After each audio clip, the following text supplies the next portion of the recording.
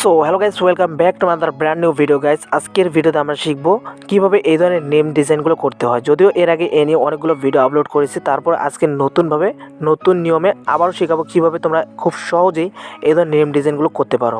তো এর জন্য আমরা সরাসরি পিক্সেলল্যাব অ্যাপ্লিকেশনটা ওপেন করে নিচ্ছি। তোমাদের বলতে হবে না, আমাদের এই ভিডিওতে পিক্সেলল্যাবটি ব্যবহার করব। তো পিক্সেলল্যাব অ্যাপ্লিকেশনটা ওপেন করার পর ঠিক এরকম একটি ইন্টারফেস চলে আসবে। এরপর আমরা টেক্সটটি ডিলিট করে দেবো ফার্স্ট অফ অল। তারপর এখান থেকে টেক্সট অ্যাড করতে হবে, এর জন্য এই অপশনটিতে ক্লিক করব। তারপর টেক্সটে ক্লিক করব। এরপর আপনারা এখানে যার নাম অ্যাড করতে চান তার নামটি এখানে ডাবল ট্যাপ করে এটাকে ডিলিট করে অ্যাড করে নেবেন। অভিমানী মন লিখবো, তো জাস্ট আমি এখানে এতটুকু লিখে ফন্টটি চেঞ্জ করে নেব। এর জন্য আমরা এখান থেকে ফন্টে চলে আসবো। ফন্টে আসার পর মাই ফন্টে চলে আসবো। তারপর এখানে ফন্টটি অ্যাড করে নেব। এর জন্য এই অপশনটিতে ক্লিক করব। আমি এই ভিডিওতে যে ফন্ট এবং পিএনজিগুলো ব্যবহার করব সবগুলো ডাউনলোড লিঙ্ক ভিডিও ডিসক্রিপশন বক্সে দেওয়া থাকবে, অবশ্যই আপনি সেখান থেকে ডাউনলোড করে নেবেন। তো আমি এখান থেকে ফন্ট দুটি অ্যাড করে নিচ্ছি। তো আমাদের ফন্টে চলে আসলো। এরপর আমরা এখান থেকে অ্যাপ্লাই করে নেব এবং এটাকে কাস্টমাইজ করে নেব ছোট বড় করে। আর আমার কাজের সুবিধার্থে আমি এখান থেকে ব্যাকগ্রাউন্ড কালারটি চেঞ্জ করে নিচ্ছি। এর জন্য অপশনটাতে ক্লিক করব, কালারে ক্লিক করে ব্ল্যাক কালারটি সিলেক্ট করে নিচ্ছি, অলরাইট। এরপর এই অপশনটাতে ক্লিক করে এটাকে আমরা কাস্টমাইজ করে নেব। তারপর কপি করে নিচে নিয়ে আসবো এবং এখানে ডাবল ট্যাপ করে এটাকে ডিলিট করে অভিমানী মন যেহেতু পেজের নাম, তো এভাবে আমি লিখে নিচ্ছি। তো এরপর কিছু পিএনজি অ্যাড করবো, এর জন্য মাঝখানে অপশানে ক্লিক করব, ইম্পোর্ট অপশানে ক্লিক করব। তারপর এখান থেকে এই যে পিএনজিগুলো সবগুলো এখানে অ্যাড করে নিচ্ছি। এরপর এখান থেকে কপি অপশানে ক্লিক করব।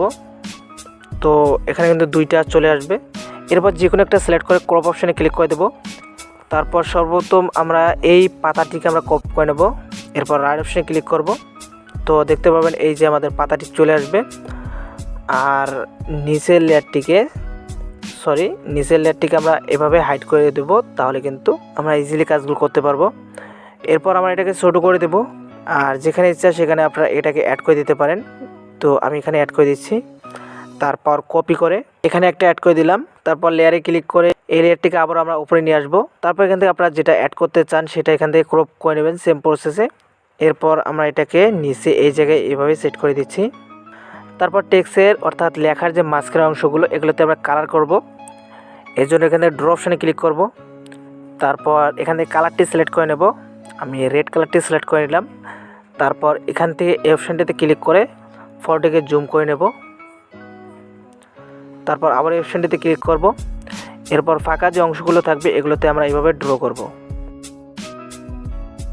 এরপর জুম বাটনে ক্লিক করে মুভ করতে পারবো।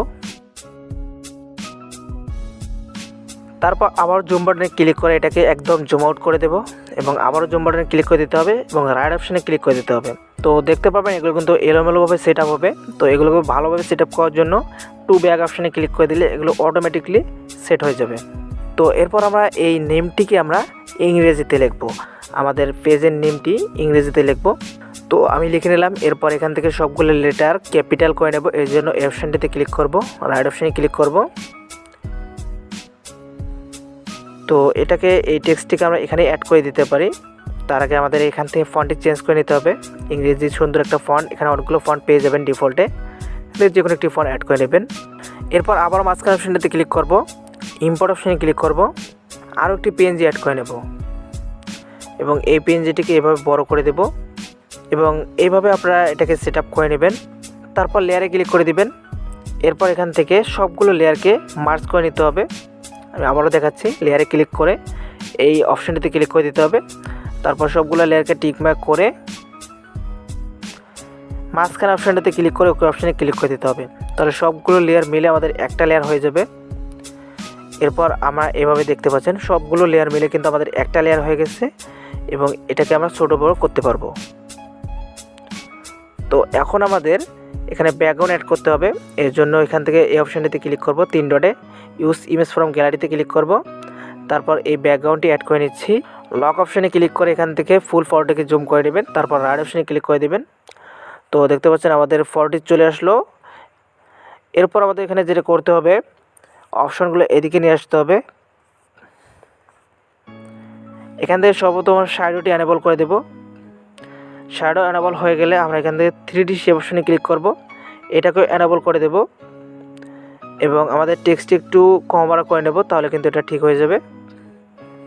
যদি আপনারা মুড ভার্সন ইউজ করেন তাহলে এই সমস্যা হয়। তো যাই হোক, এরপর আমরা এখান থেকে এই যে স্কেলটি এটাকে আমরা একটু কমাই দিচ্ছি, 10 করে দিলাম। তারপর নিচে চলে আসবো, ডার্কান, এটা 30 থাকবে, এটাকে ফুল 100 করে দেবো। তারপর রাইট অপশানে ক্লিক করে দেবো। এরপর এখানে 3D রুটের অপশানে ক্লিক করব এবং এখান থেকে ওয়াইয়ের যে স্কেলটি থাকবে এটাকে আমরা +20 পর্যন্ত করে দেব।